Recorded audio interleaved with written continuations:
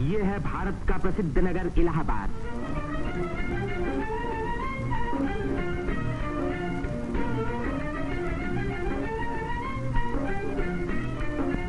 यहीं पहल उत्तर प्रदेश में एक विश्वविद्यालय की स्थापना हुई।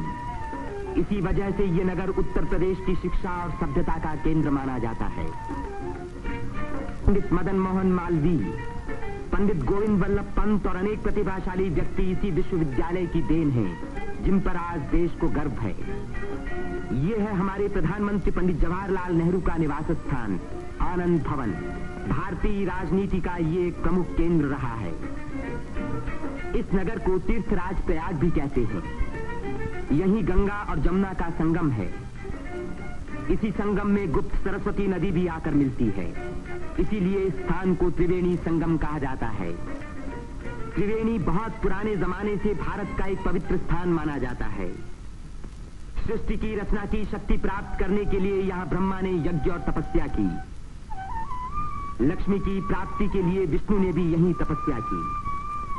यहीं स्नान करके भगवान शंकर ने त्रिपुर राक्षस के वध करने की शक्ति प्राप्त की और यहाँ महात्मा बुद्ध ने संसार को सत्य का संदेश भी सुनाया।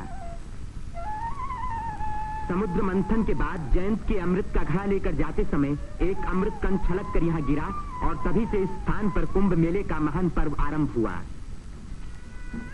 इस वर्ष भारत का सबसे बड़ा कुंभ मेला इसी स्थान पर हुआ। इस मेले में लगभग 1 करोड़ व्यक्ति त्रिवेणी में स्नान करने के लिए आए। सदियों की गुलामी के बाद स्वतंत्र भारत का ये पहला कुंभ मेला था। त्रिवेणी में स्नान करके तन, मन और आत्मा को शुद्ध करने के लिए ही यात्रियां आते हैं। योगी और सन्यासी, गरीब और अमीर सभी प्रकार के लोग यहाँ इकट्ठे होते हैं।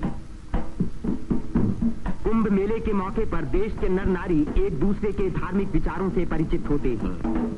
धार्मिक संस्थाएं योगी और सन्यासी यौगिक क्रियाओं को दिखाते हैं।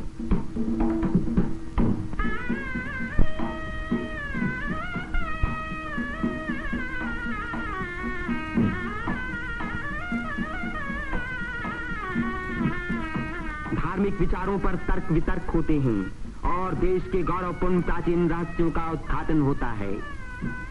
यहाँ के सुंदर दृश्य प्राचीन भारत की महत्ता की याद दिलाते हैं।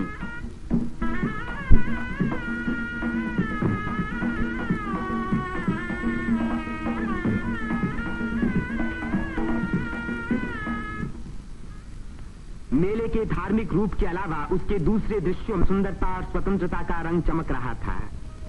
रंग बिरंगी चूड़ियां, देवी देवताओं की मनमोहिनी मूर्तियां,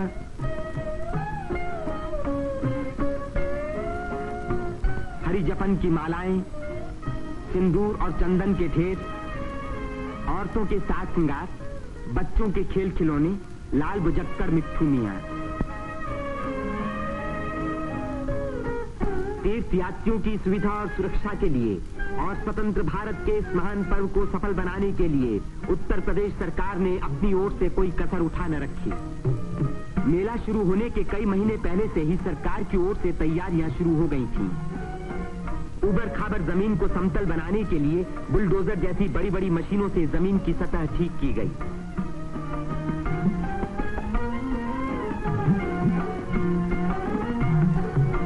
गंगा जी ने अपना किनारा 15 से 30 फुट गहरा काट दिया था, जिसके कारण यहाँ स्नान करना असंभव था। बुलडोजरों ने इन किनारों को सपाट बनाया, जिससे तीर्थ यात्री यहाँ सकुशल स्नान कर सके।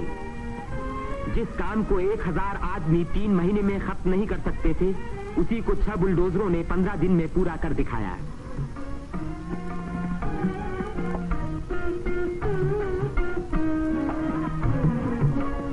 फौजी इंजीनियरों ने सड़कों पर बिछी रेलवे लाइनों के ऊपर पुल बनाने में बड़ी मदद की।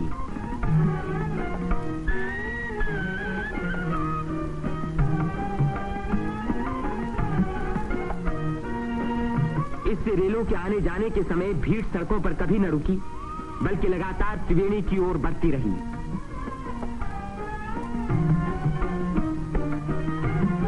जगह की कमी के कारण ज्यादा लोगों के रहने का इंतजाम गंगा के पूर्वी तट पर झूसी की ओर किया गया। वहां से शेष मेले तक आने के लिए भारतीय सैनिकों और उत्तर प्रदेश सरकार के सार्वजनिक निर्माण विभाग ने पीपों के 6 पुल बनाए। कुंभ मेले के इतिहास में यह पहला मौका था जबकि यहां बिजली लगी। 1000 बिजली के खंभे लगाए गए, जिनके लिए 160 मील से अधिक लंबी तार लाइन इस्तेमाल हुई। उत्तर प्रदेश के स्वास्थ्य विभाग ने यहां सफाई का बड़ा अच्छा बंदोबस्त किया। चारों तरफ मशीनों से लगभग 250 मन डीडीटी का भारी छिड़काव किया, जिसके कारण मेले में मच्छरों व मक्खियों का नामो निशान बाकी न रहा। मेले के आरंभ से ही सरकार ने हैजे के टीके लगवाने का प्रबंध किया। यात्रियों को सलाह दी गई कि वे मेला क्षेत्र में आने से पहले टीके लगवा लें। कदाचित इसी व्यवस्था के कारण मेले के मौके पर कोई भी रोग नहीं फैला। इतनी भारी भीड़ भाड़ के मौके पर आमतौर से दुर्घटनाएं हो जाया करती हैं। इन दुर्घटनाओं का सामना करने के लिए उत्तर प्रदेश सरकार ने चिकित्सा एवं स्वास्थ्य विभाग की एम्बुलेंस गाड़ियों से घायल और बीमार यात्रियों को तुरंत अस्पताल पहुंचाने का पूरा प्रबंध किया। 9 अस्थायी अस्पताल डेरों में खोले गए, जिनमें 228 रोगियों को रखने का इंतजाम था। गरीब रोगियों को खाना मुफ्त में दिया गया। राशनिंग विभाग ने यात्रियों की सुविधा के लिए यह आटा, शक्कर, मिट्टी का तेल और अन्य जरूरी सामान का भारी स्टॉक जमा किया, जिससे इन चीजों की कीमतें न बढ़ पाईं। इसी प्रबंध के कारण हर व्यक्ति को सस्ते मूल्य पर अपनी इच्छा का खाना मिल सका।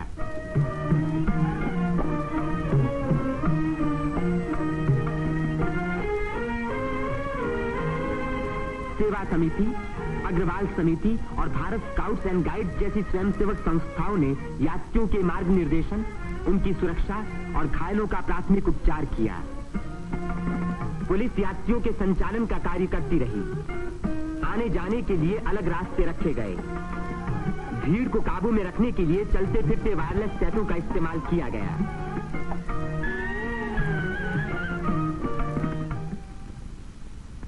भूले भटके लोगों को खोज निकालने और उनको उनके घर वालों तक पहुंचाने का खास इंतजाम किया गया।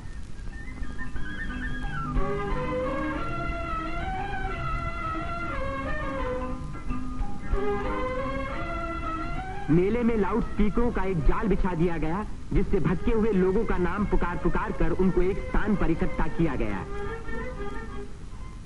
मेले के आरंभ होते ही उत्तर प्रदेश के मुख्यमंत्री पंडित गोविंद वल्लभ पंत ने मेले के बंदोबस्त का मुआयना किया। इस तीर्थ स्थान पर जमा हुए लाखों मेहमानों के सुख सुविधा की उन्हें बड़ी चिंता थी।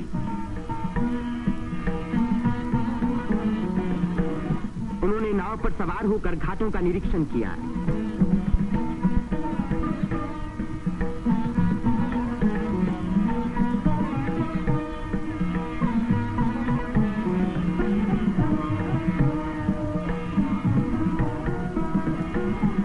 उन्होंने पीपे के पुलों को भी देखा। ये अखाड़ा जो ऐसे ही एक पुल को पार कर रहा है, पुल की मजबूती का सबूत है।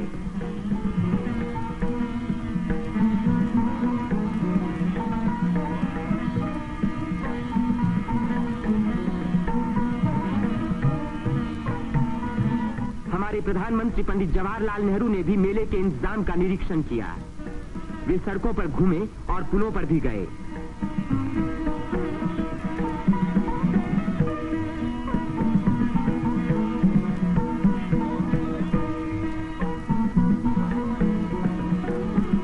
उन्होंने अन्य स्थानों को भी देखा भाला।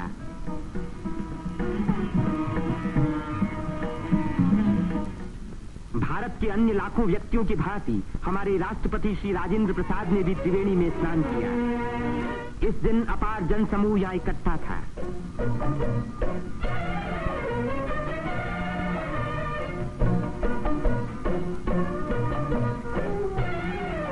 हर घाट पर लोगों की भीड़ स्नान कर रही थी।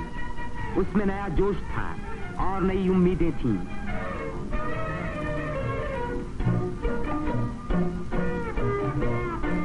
ये दृश्य जाहिर कर रहा था कि इस भीड़ की महान रचनात्मक शक्ति के कारण देश का भविष्य उज्जवल है। उसकी इसी शक्ति के कारण हमारी उन्नति के बड़े से बड़े कार्य अवश्य सफल होंगे। जिस स्थान पर मनुष्य और देवताओं ने यज्ञ किए और भविष्य का संकल्प किया, उसी स्थान पर इन नर नारियों ने आज भारत को फिर से बलवान और सुखी बनाने की प्रतिज्ञा की और भारत की स्वतंत्रता को अमर रखने के लिए अपने शरीर में एक नए प्राण को जन्म दिया।